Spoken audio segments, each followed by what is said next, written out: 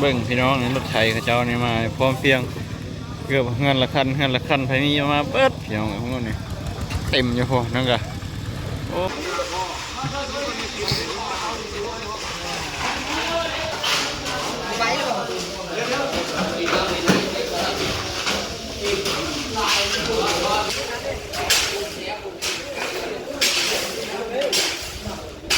ครับพี่น้องสบายสวัสดีตอนเช้าพี่น้องปอนี่มาเฮียนไอ้น้องเพิ่นอันนั้นแล้วบ่ล่ะพี่น้องเลย โอ้เสียดายเด้บุได้มาตอนคนนะตายเบิ่งบรรยากาศเลยน้องป้าบุได้เห็นตอนคนนะเสียดายเด้พระเจ้าขนน้ำมาเนี่ยว่าพี่น้อง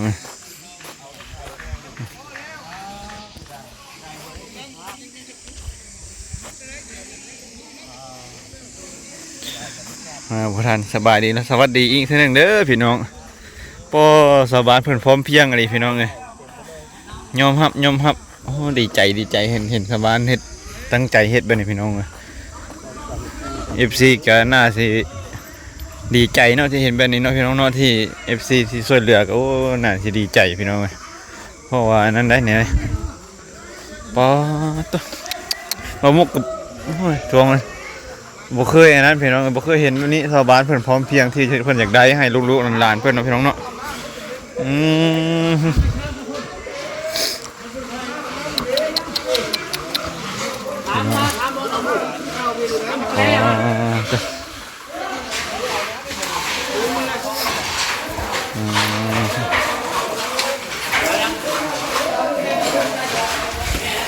ไม่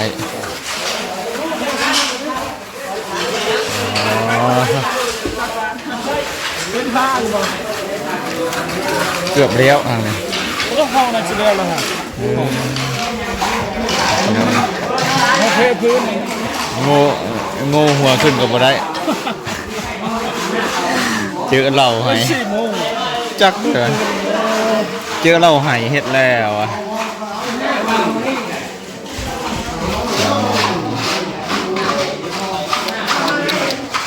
เกือบแล้วยังทรงกลมแล้วเลยพี่น้องเนี่ย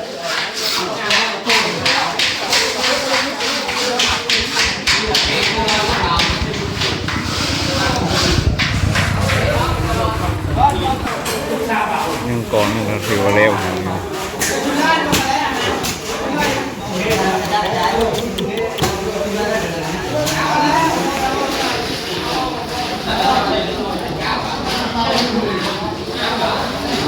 ชาวบ้านของคนเพียงอย่างนี้ถึงเคยไม่ได้ก็เลยปั๊บไว้ไหนผมอยู่ในห้องอะไรผมเอกนี่แล้วไหนปั๊บมาเพราะนึงอันนี้ผมว่าเจ็บนะปั๊บไตมาเลยเขาอยากได้อันนี้พี่น้องเลยอยากได้ให้ลูกให้หลานเลยน้องเอาชนแม่ดิ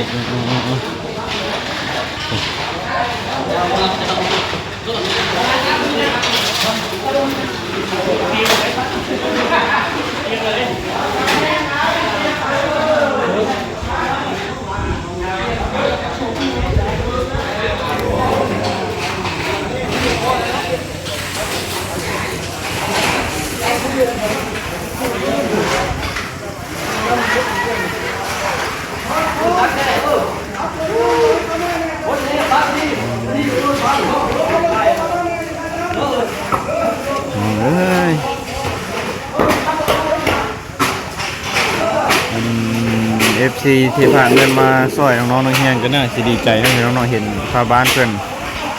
เฮ็ดเป็นตั้งใจเฮ็ดเพื่อลูกหลานๆพี่น้องเนาะโอ้บ่มุกก็ดีใจนำเด้อพี่น้องนำ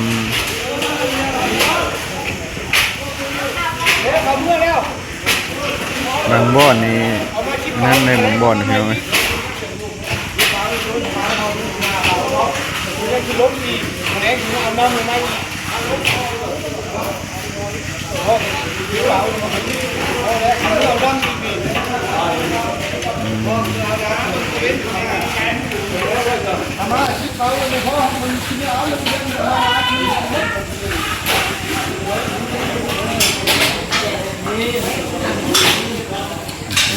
เบิ่ง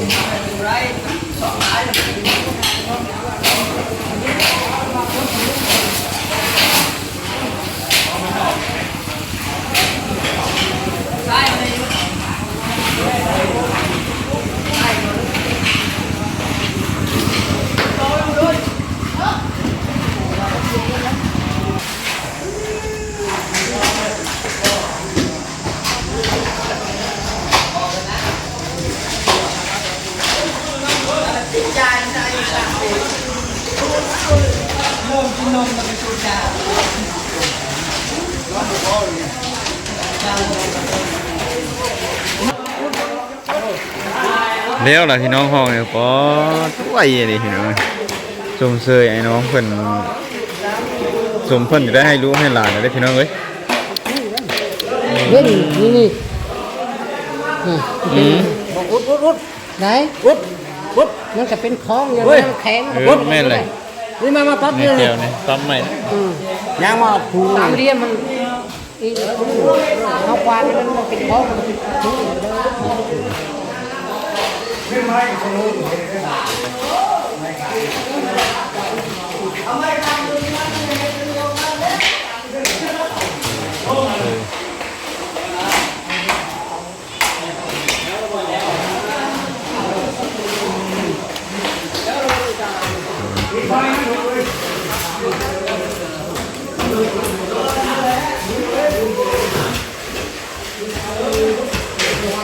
พี่มากวดไม้ทางนี้พี่อ่า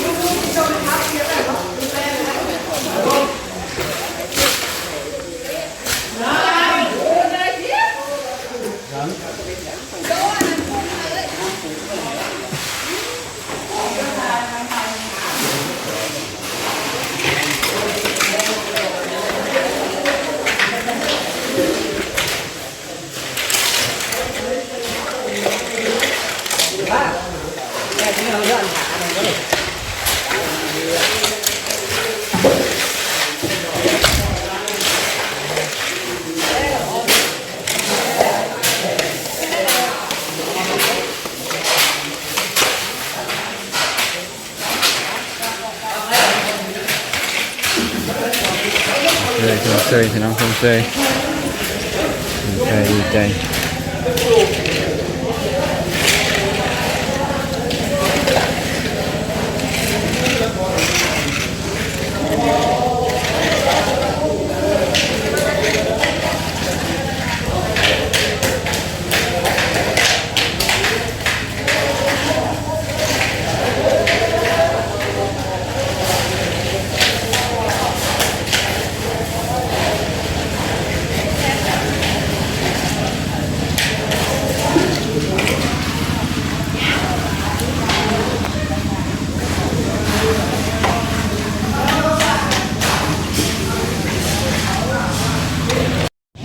เบิ่งพี่น้องนี่รถไถเขาเจ้านี่มาพร้อมเพรียงเกือบเงินละคันไผมีมาเบิดพี่น้องพวกนี้เต็มอยู่พอนั่นก็โอ้พี่น้องงานน้อยพี่น้องเบิ่งพี่น้องชมเชยดีบานนี่พี่น้องพร้อมเพรียงยังนั่นหน้าตุ่มเขาเจ้าจากได้ดีเนาะพี่น้องเนาะบานนี่เนาะ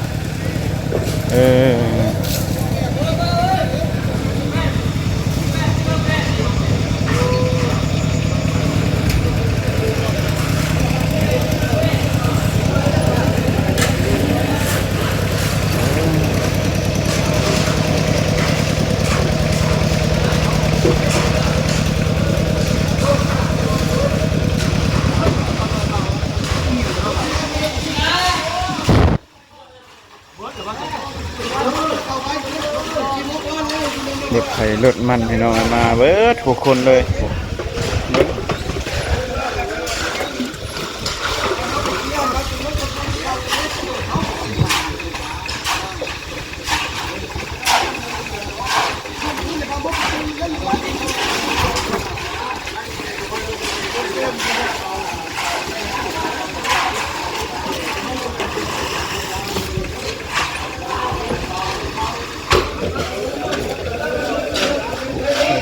มันคุยไผคุยมันรถไผรถมัน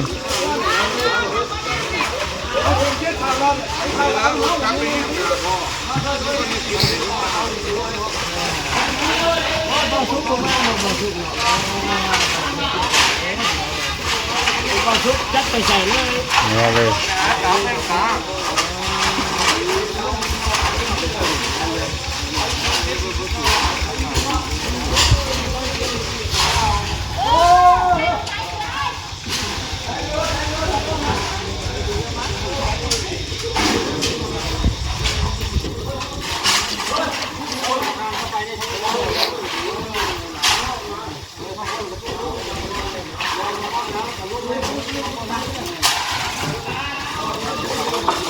ใช่พี่น้องเบิ่งพี่น้องเลยความสามัคคีของชาวบ้านเพิ่น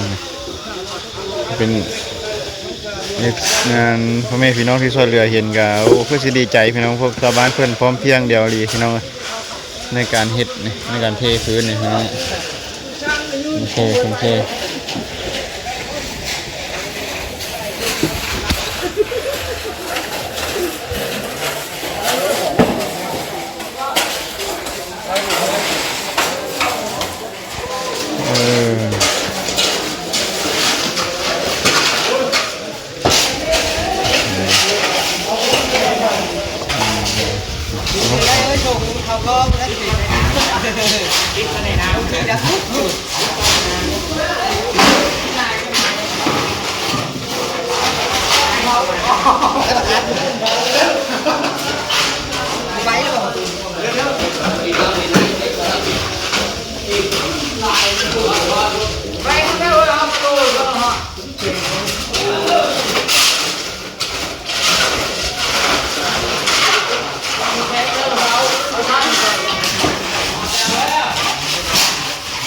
กดสะโอเค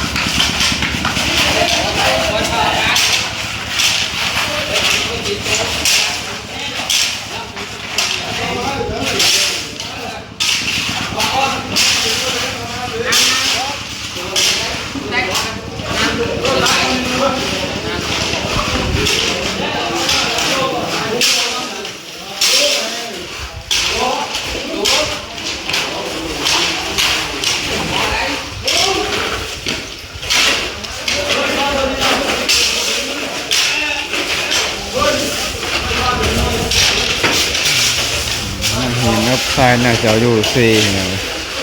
อยู่เซบ้านเฮานี่แหละ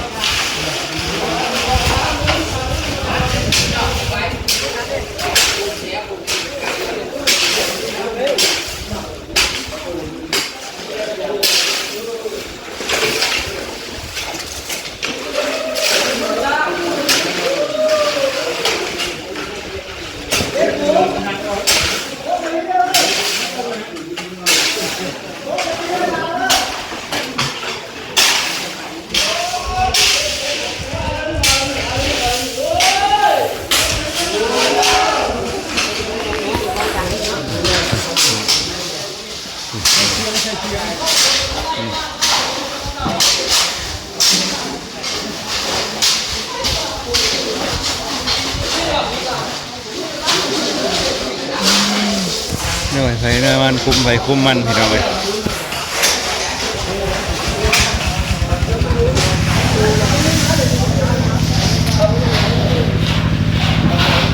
นะจังหวะประมกมาเบิ่งใหม่พี่น้องไปวิ่นหัวพี่น้องเลยไปนั่งถ่ายคนละ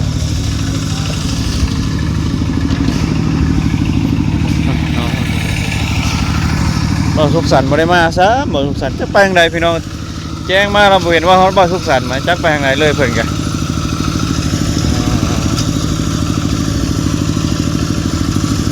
คนแห่คนทรายคนปูนคนเพียงมาทึกสมเสยพี่น้องสมเสย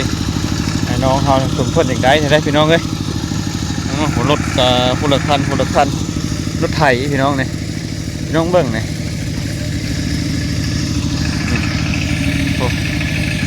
โอ้เบิ่งเอาพี่น้องเอ้ยเพิ่นจังได๋เพิ่นก็ตั้งใจเฮ็ดพี่น้องเอ้ยชมเพิ่นจังได๋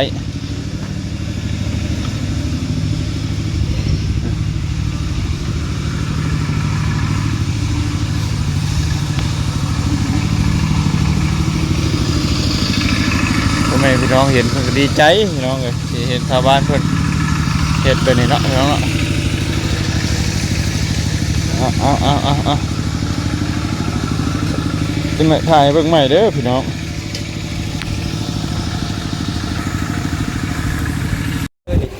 เรียบร้อย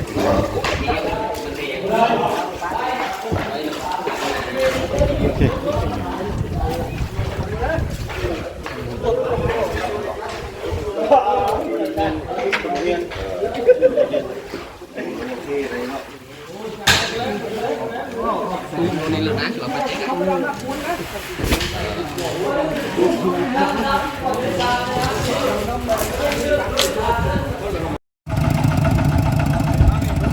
ไปใช่นี่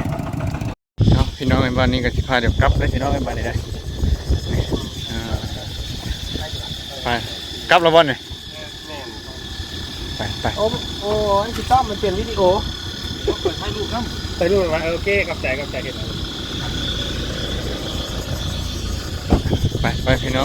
งกลับก่อนเด้อพี่น้องขอบใจพี่น้องFCบัญชกูทุกคนเนาะกลับเลยบ่นี่บ่สุขสันต์ นี่ยัง เข้าในบ้านอีกบ่โอ้ไปเข้าในบ้านต่อพี่น้องไปมีแต่ติดตามคลิปต่อไปนะพี่น้อง EP ต่อไปว่าสมาจะไปเฮ็ดหยังอยู่ไสนะพี่น้องเนาะไปพี่น้องไปครับก่อนถึงว่าสุขสันต์ยังอันนั้นอยู่พี่น้องไปเด้อพี่น้องคลิปต่อไปเด้อพี่น้องเด้อEP ต่อไปเฮาน่าสิเข้าไปในบ้านพี่น้องเข้าไปหาน้องๆอยู่ในบ้านนะพี่น้องน้ำเซพี่น้องฮ้อนแฮงจะได้ลงไปเล่นน้ำเซแล้วบางครั้งละพี่น้องไปก่อนพี่น้องบาย